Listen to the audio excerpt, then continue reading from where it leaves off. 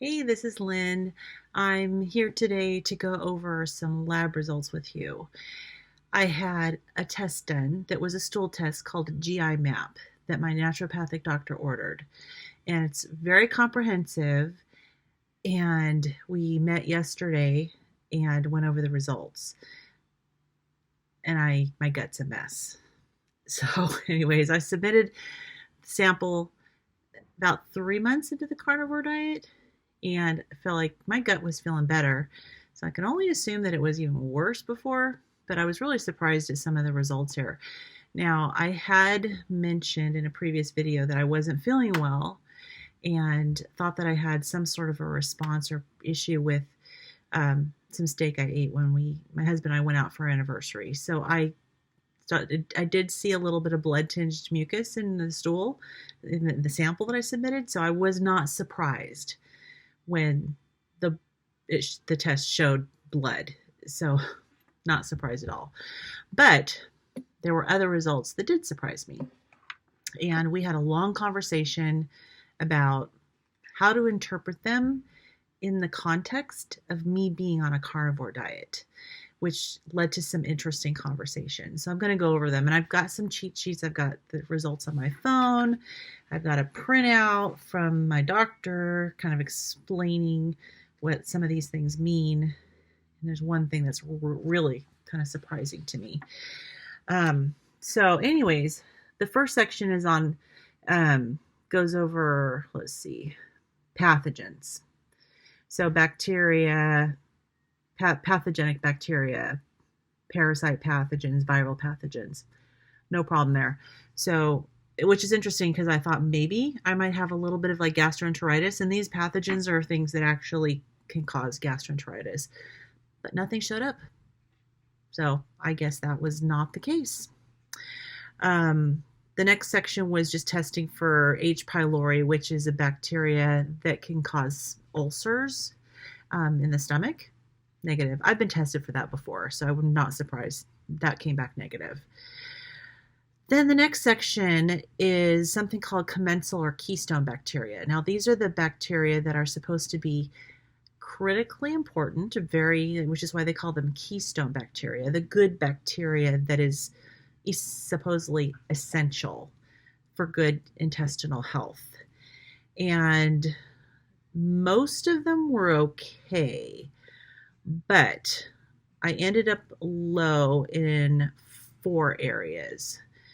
So the first one was Lactobacillus was low. Sorry, I may have to shuffle around here with my notes. I printed a whole bunch of stuff out and my printer ink was low, which was not helpful. So I'm going to try to read off of this where it's kind of not the best quality. But okay, so the Lactobacillus was low. And the normal, it was about half of the low end of what's normal. So although the information that he ended up sending me, he sent me an email with the actual write-up on the information, like what each of these things mean. So the low levels of Lactobacillus actually could be due to low carbohydrate intake. Duh, that makes sense to me. Or it could be high salt intake, and I don't think that's the case, but I have been using electrolytes, so yeah, either of those could make sense. And it said that it may also indicate reduced mucosal health. Some of these other results are going to show that that's absolutely true. So any of these could be a factor when it comes to the Lactobacillus being low. Now, he was a little less concerned about that than these other ones. So there's the 3 others that were abnormal, were more like really keystone bacteria. One of them is called Akkermansia muciniphila. Anyways, it was like really low. It didn't give a number. I guess it was like off the scale low, like it couldn't even detect how low.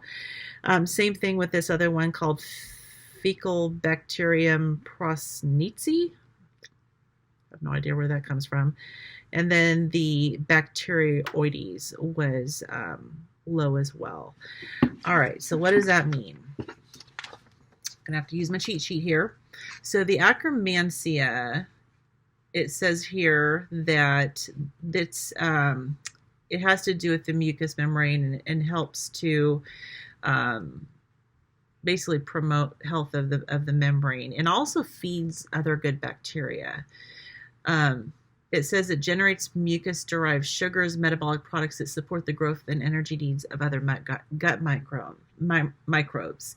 So it kind of helps feed those other good bacteria, as well as helping promote mucosal health of the intestinal lining.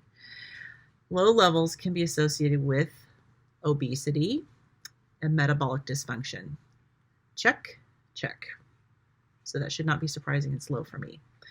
The Fecal Bacterium, big word, is also a keystone bacteria. It's a major, he says, a butyrate producer. And he said butyrate's important for having anti-inflammatory properties in the gut.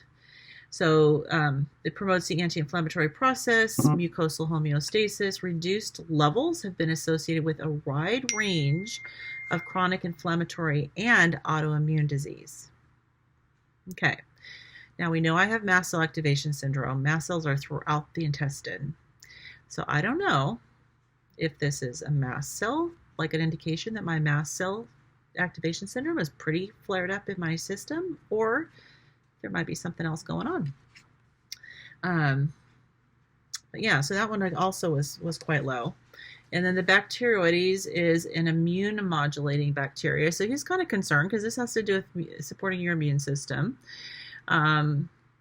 Believed to be involved in microbial balance or in barrier integrity. So the barrier meaning the lining of your gut, which creates a barrier between your intestines, which are full of, different bacteria, things that, it's your waste products. You don't want your waste products leaking through your intestinal lining and getting into other areas of your body. But so many people have what they call leaky gut.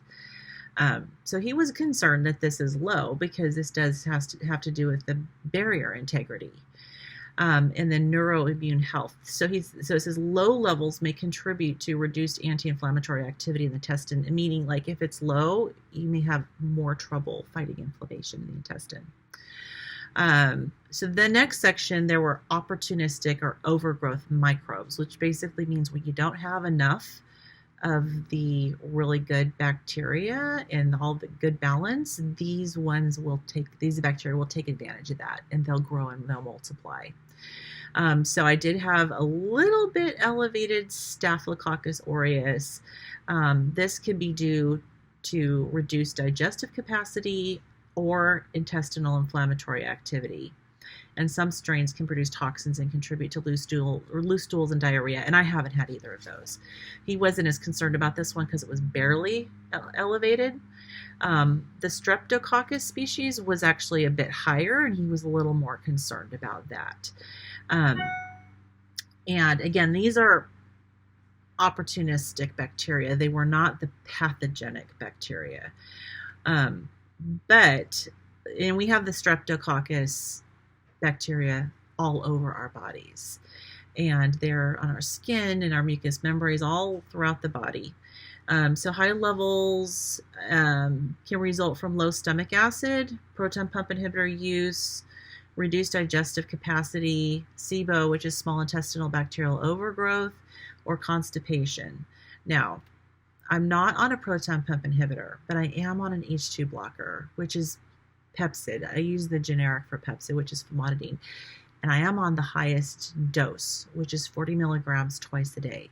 Now, if you go to the store just over the counter, the most common one is only 10 milligrams. So I take 4 times. And a lot of people will take 10 milligrams just once a day. I take 40 milligrams twice a day. So I'm taking like 8 times the amount that a lot of people would take. But the H2 blocker is because of my mast cell activation syndrome. So I'm a little curious here. We did talk about this, whether the H2 blocker might be a contributor, because the proton pump inhibitor is an acid blocker. It's a stronger acid blocker. It blocks about 90% acid production, whereas a proton pump inhibitor, or sorry, an H2 blocker blocks about 75% of your acid production, but I'm on a lot.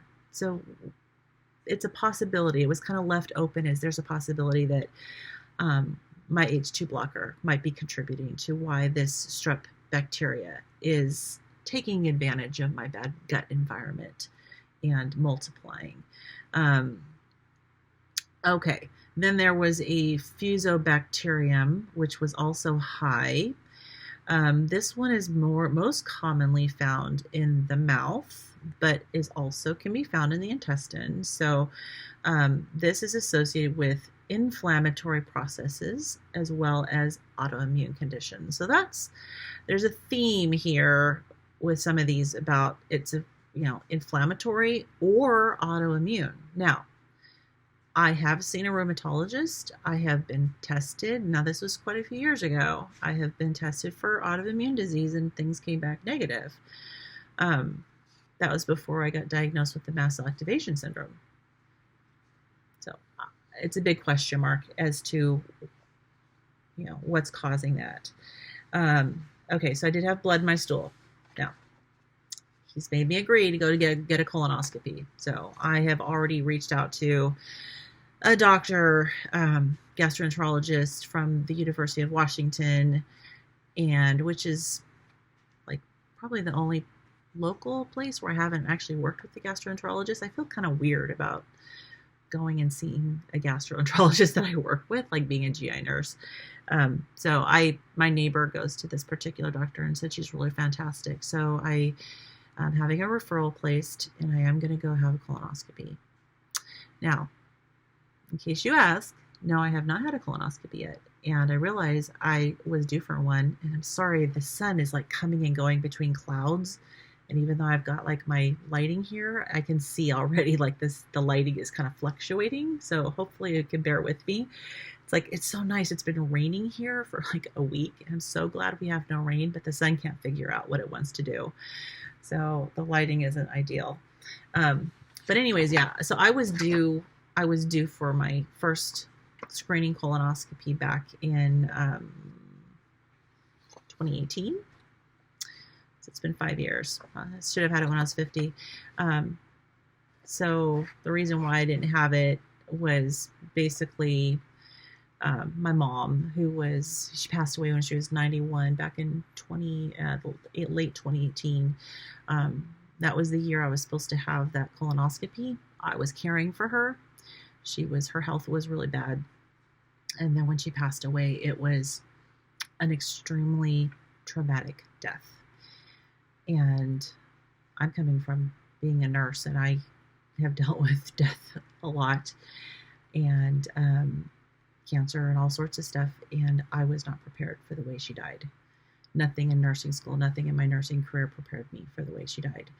And when she was in hospice, inpatient hospice for the last week of her life, the hospice doctor told us that what was going on with her was the most challenging and traumatic death process that they see for families to deal with and everything. And for the staff, it's just horrifically emotional. So I'm not going to go into details because I will cry. But after she passed away, which was in late October of 2018, it took me probably a good solid year of grieving, and there was a lot of questioning. And I remember about 3 months after she died, I went in the middle of the night, I got up and I went out to my garage and got in my car and I had the ugliest cry, which helped. That was actually really helpful. So 2019, I was in no headspace to be having any procedures at all. And of course, then 2020 came. You know what happened then. Okay, pandemic. And I probably could have gotten it, but I ended up finding out that I had the reaction to the heat of my breath from wearing a mask. And I had, throat swelling and dizziness, nausea, kind of a low-grade, anaphylactic type reaction, which is why I got sent home and was working from home. So all of the every place, the clinics, the hospitals, every place, medical offices were requiring masks. And in my work, I mean, I worked in the gastroenterology clinic, but the surgery center where they actually did the colonoscopies, they were making no exceptions, like none. So we had people who were needing colonoscopies and had some health issues where they just really were struggling with wearing a mask, and the clinic said, nope, no exceptions at all. I have my opinion about that. But anyways, so I didn't have any options. I figured, well, okay, I guess I'm going to wait. And at the time, thought I was doing okay, as far as I really didn't have any necessarily reason to just rush into having a colonoscopy. No family history of colon cancer, and my siblings are quite a bit older than me and have had their routine colonoscopies and haven't had any issues. So anyways, here we are, 2023. So I'm going to go get my colonoscopy. And another thing too is that once I got diagnosed with mast cell activation syndrome, I learned that there is an actual, any procedure can cause a mast cell flare, and there is an actual protocol for pre-medicating prior to procedure. So I'm actually glad that I know that, and I'm going to do it now instead of back then. Because when I had to go in March of last year to have the bone marrow biopsy, this was part of getting diagnosed. I had to go to the local hospital and get a bone marrow biopsy. That was hard because they were still requiring masks, and I told them, look, like my throat, I go into kind of like an anaphylactic response. They didn't care. Nope, you got to wear a mask. I knew enough. I hadn't got a diagnosis yet, so I didn't know about this pre-treatment protocol, but I knew enough to at least take Benadryl beforehand. So I think that's probably the only thing that kept me from really having more of a full-blown reaction. But I was pretty mad. I was really irritated. And when no one was in the room, I took my mask off anyways. And that's probably the only thing that kept me. But they didn't even make me take a test before to make sure I didn't have anything. It's like, my goodness, you're so worried about me giving you something and you don't even test me to make sure I don't have it. As if the mask really prevents the transmission. Come on, we're doctors, we're nurses, we know. We know PPE. We know it doesn't prevent viruses from spreading. It's like, we learned that early on. If you don't know that, go back to school. I was sorry. This is just a rant. I was just so mad through this whole last few years about some of the insanity and all the theater that was put on just to make people feel better. When honestly, I feel like as in healthcare, it's our responsibility and our job to be educating and not promoting false fear. So anyways, that was my experience. It was not a good one. So now I'm going to go ahead and have the colonoscopy. I know that I need to pre-medicate, so we're going to move forward with that. And I'm sure I'll document that whole process too. Okay. Now on to some of the more kind of interesting stuff here that was a little bit surprising for me. Let's see here. Make sure I didn't miss anything. No fungus, no yeast. Again, no parasites, no worms. All right, so there's a whole section called intestinal health markers, and these are all different markers to indicate whether or not my intestines are healthy. So, spoiler alert, the answer is no. There was a couple that were normal. There was like 1, 2, 3, 4, 5, 6, 7, 8 different tests. 3 of them were normal and 5 of them were not. So one is called a steatocrit, which means like test how if excess fat in the stool. That came out all right. The other one is called an elastase 1. That's a pancreatic enzyme. That was fine too. Let's see, I have plenty of the pancreatic enzyme, so that's really good. One of them is called a beta glucuronidase, which, let's see, I did take some notes here on what that means. Let me find my notes. Oh, yeah, that one was, had to do with digesting carbohydrates and how well you digest carbohydrates. And, sorry, I know I have got notes here somewhere. Okay, here we go. Yeah, it's an enzyme used to digest carbohydrates, and that was fine. So no problem there. I don't need that enzyme as much, so I guess it's okay that I still have it. All right, so the occult blood was the first one that was abnormal, and then there were 3 labs that indicated immune response. So how well is my gut helping promote my immune system?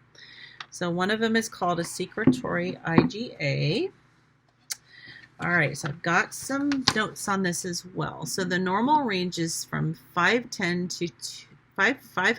to 2010. Mine was, they didn't put an exact number, they just put greater than 6,000. So I don't know how much greater than 6,000 it was. It was just like 3 times at least above the upper limit of normal. So this is the main antibody formed in response to food. Okay, so my body's producing too many antibodies in response to food. So it just doesn't like something I'm eating. But this says it does not provoke inflammation. Okay, great. Let's see what else. It can be elevated as part of an immune response to antigens in the GI tract. Now, I didn't have any pathogens, but pathogens and antigens are not necessarily the same thing. So an antigen is something you react to, and it could be food, something your body detects is not supposed to be there. So you can have some potential underlying causes. Could be chronic dysbiosis, which I think is probably a problem for me. Acute infections, which we've ruled out because none of those pathogenic bacteria, viruses, or parasites were abnormal. Acute stress or food sensitivities. So kind of leaning towards food sensitivities, especially when you look at some of these others. All right, so the next one that was elevated is called an Antigliadin IGA. Now, this was the one that baffled the doctor because he said this one's very specific to gluten. And I hadn't had any gluten for at least 3 months. And I had also had a serum test a while back to check for celiac. And I never had the actual biopsy in the stomach because I've never had an upper endoscopy, but I've never had the biopsy in the stomach to check and see whether or not I have celiac disease. But the screening test was negative. Now I know that there's some degree of unreliability in, each of these tests. But he was kind of baffled by that. So of course, this is me. Afterwards, I go and I do a little digging, and I read that there's actual cross reactivity, meaning that so he thinks I'm at least gluten intolerant, which is interesting. It was the fact that it was still elevated after 3 months with no gluten that was baffling him. Oh, the sun's out again. So anyways, I actually read that there was cross-reactivity, which means that if you have a sensitivity to one thing, there's some other things that can also promote that antibody response. So with gluten, there's a whole list of foods that if you eat them, your body basically thinks that you're eating gluten and responds the same. I am very, very emotionally distraught because of the things on the list that I am eating. Okay. I'm thinking I'm going to probably need to do the lion diet and just kind of eliminate a bunch of stuff. But I eat very little eggs. And at the time that I took the test, I think the only eggs I was eating was egg yolks, but eggs is one of them. The second one is dairy. Now I had cut back on cheese, but I eat butter. I eat plenty of butter. And the third one is the one that just makes me so sad, which is coffee. And so I sent this article to the doctor. I haven't heard anything back, but I'm like, I've been drinking buttered coffee every day. Maybe it's causing gut inflammation, and I may be gluten intolerant, and it may be thinking that this is gluten. So the solution is going to be I'm going to have to avoid all those and wean myself off coffee. I'm not going to go cold turkey because I don't want that coffee headaches. I can go cold turkey off of dairy. I can definitely go cold turkey off of eggs, but I'm going to wean myself off of coffee, which is tragic because I absolutely love coffee. But if it's going to make me feel good and be healthy, then it's something I'm going to have to do. So that the next one that was elevated was the eosinophil activation protein. And if you know anything about eosinophils are related to like an allergic type reaction. But they're also like, which is a mast cell thing. So this says that the protein plays a significant role in a variety of inflammatory and mast cell mediated pathologies, in addition to fighting pathogens, particularly viral infections. So I don't have a viral infection. We know I have inflammation and mast cell mediated pathology. So this makes me think that my mast cell activation syndrome in my gut is still alive and well and not happy with some of the things that I'm eating, considering them pathogens and having a response to them. My doctor agrees. It was just a matter of when we met, we weren't sure what it was. And I think I'm kind of narrowing it in. And maybe some of the meat that I've been eating actually ends up being is aged. I may have to get really super strict with the meat and make sure it truly is not aged, because that has higher histamine. Okay. So it says the accumulation of eosinophil activation protein in the intestine is associated with inflammation and tissue damage. And it can be a measure of chronic inflammation in the GI tract. All right. The last one was the calprotectin. And I know when I was working as a GI nurse, our doctors used to order this frequently when, patient with inflammatory bowel disease or suspected inflammatory bowel disease would have symptoms that indicated inflammation in the intestine, but there was, sometimes we couldn't tell if it was inflammatory bowel disease, or if it was irritable bowel syndrome. And so they would order a fecal calprotectin. And if it was high, it would point to inflammatory bowel disease, because irritable bowel syndrome does not cause inflammation in the intestinal lining. Irritable bowel syndrome is more nerve related. It's your nerves are, and that feed your GI tract, are like pushing things through too fast or too slow. Whereas inflammatory bowel disease is an actual inflammation of the intestinal lining. So my calprotectin was high, which is, again, supporting intestinal inflammation. So that is the test that was done. Now, the discussion that we had was definitely interesting, because when we're looking at those keystone bacteria that were low and had to do with, helping me fight inflammation, it's hard to know for sure, why and how the carnivore diet affects those. We decided that we're going to do this same test. It may be a few months down the road. We're not 100% sure yet. The first step is to get the colonoscopy. But I think what I'm going to do is I'm going to get completely off of eggs and butter and other dairy and coffee, and really just kind of go and make sure my meats are not aged, and make sure I just do the lion diet and be really strict and see what happens, and see if we can, when we retest, see if things are better. But I talked to him, and he's so supportive. I told him, what I'm doing and with this carnivore diet, and he's incredibly supportive, and is just like, I told him, I said, this is an unknown area. We don't know. I don't know how this carnivore diet is going to affect all of these different bacteria in my gut and all the different things that promotes gut health. Now, I did go and do a little bit of digging regarding intestinal permeability,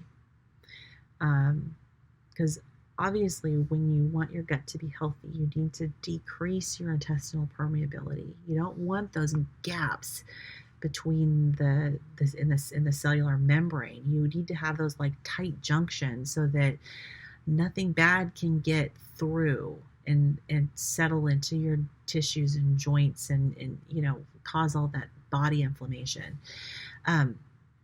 So intestinal permeability needs to be low, meaning things that aren't supposed to get through don't go through.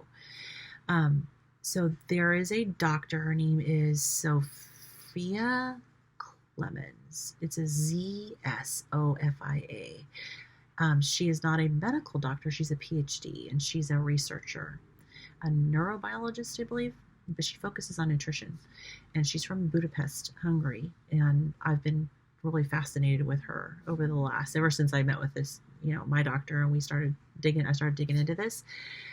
But her agency does a lot of, they work with patients, and they have they call it a paleo ketogenic or paleo diet. What she says is that that's actually a carnivore diet.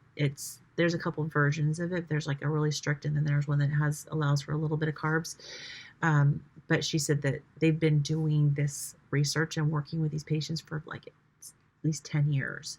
And so the term carnivore diet wasn't really the go-to term. So she said it's called a PKD. And that's the diet that she uses with the research. So as I'm looking through like all of the different things that they did, it always said PKD, but she said it's not a paleo. It's different. It's not a paleo. It's basically, she said it's meat and fat, and water, of course. So she said they did an actual study on intestinal permeability, and they found that the carnivore diet lowers intestinal permeability into the right range. And they tested this on people with different diseases and found, like in Crohn's disease, where the intestinal permeability is really high because it lots of inflammation, but found that by switching to eating just meat and fat, that the intestinal permeability came down, went from really elevated to down into the normal range. So I sent that study to my doctor as well, because we're still in the decision-making process of like, how do we address this in context of a carnivore diet? And, one of the things was, let's feed the bacteria, give them probiotics. They need fiber, or prebiotics that need fiber, especially these keystone bacteria. The doctor said they need fiber and wanted me to start taking fiber. And I said, no, I'm not going to do it. I just want to kind of wait and see and give myself a chance to like get the colonoscopy. I said, yes, I will take Lactobacillus. He wanted me at least to do that. So I'm going to go ahead and take Lactobacillus and see how I do with that. But just to see if these other bacteria end up coming back in line when I remove the foods that are kind of considered toxins or pathogenic to my gut. Now, I don't know if for some reason I do have celiac disease, or if I just have significant like gluten intolerance.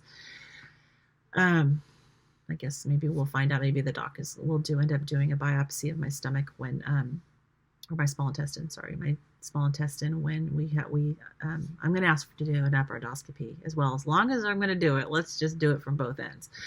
And which is okay because I do have some bleeding going on, so they're going to want to look and see if they can find it. But anyways, I'm just trying to emotionally and mentally digest all of this. And one of the things that really stood out for me is that how those of us who deal with pain all the time and never feel good forget what it feels like to feel good, to not have pain. And we kind of get accustomed to not feeling well. And so it was really interesting because ever since I started the carnivore diet, I've literally felt like my gut feels better. And I'm sure it does. It definitely feels better than it did before. So I'm just assuming that if I had done the same test before I started, that the numbers would be even worse. And that I'm hoping that things are just trending in the right direction. And because I don't have a real baseline test, that I'm not really seeing that this is actually better. But when you look at all of those inflammatory and poor immune marker tests, and you go, oh my goodness, you must feel terrible. I'm like, okay, I thought I felt better. But after getting the results, I just kind of paused for a moment and just kind of let myself focus on my gut and went, yeah, okay, I guess it doesn't feel good. I don't know what it feels like to not be in pain and to not feel bad. I wouldn't know what that feels like. I mean, I've had times where my hair follicles are in so much pain that it wakes me up in the middle of the night. So, I mean, there's parts of my body that don't hurt from time to time, but I never have no pain. I don't even know what that's like. Something is always in pain. And I've just learned to kind of just deal with it. And I don't think about it. And I guess when I see improvement, I thought maybe I was better, but I'm not. I still have a ton of inflammation in my gut and processes going on in there that are not healthy. Okay, so that's my test result. I know this was kind of a long video, but there was a lot to go over, and I know it's a lot of technical stuff. But if you have never had this test and you want to know the health of your gut, it's a good test. It really is. I mean, it's not covered by insurance. I paid like $300 to have this test done, and I'm going to end up paying it again, which is why I'm not like quick to get it redone. I want to do some other things first. But I do want to get it done again to do a recheck after we've kind of come up with a really good approach and a plan. But my first approach is to get these other things out of my diet, do the lion diet, and then we'll see. I mean, obviously when I get it done again and I get the results, I'm going to go over them again. But yeah, the test is called GI MAP. It is done by, let me get the name of the company. Give me just a second. Let's see, Diagnostic Solutions Laboratory, which is in Alpharetta, Georgia. Yeah, so that's where I got it done. And I think there's a place called Rupa Health, RUPA Health, and that's where my doctor actually ordered it through, submitted the order to Rupa Health. So if you want to get that done, you can. And if you want a good naturopathic doctor, if you happen to be he's in Montana, I'm in Washington. I know he's licensed in at least Montana and Washington. If you want to have a good naturopathic doctor, let me know, and I will get you his information. He's been fantastic, and with my mast cell activation syndrome, and he digs in, and he he's so open, and he open to trying whatever, and he has not been telling me at all not to do a carnivore diet, and he's really glad with the weight that I've lost and the improvements I've seen so far. So I couldn't recommend him enough. So anyways, that's it. I'm still a little shell-shocked from getting these results, but I hope that this maybe was beneficial to somebody, and if I think it's worth doing. Just find out how healthy your gut is. It might give you some explanation as to why you're not healing or not losing weight, and put together a strategy for improving your gut health. Alrighty, I hope everyone's having a wonderful day. Bye-bye.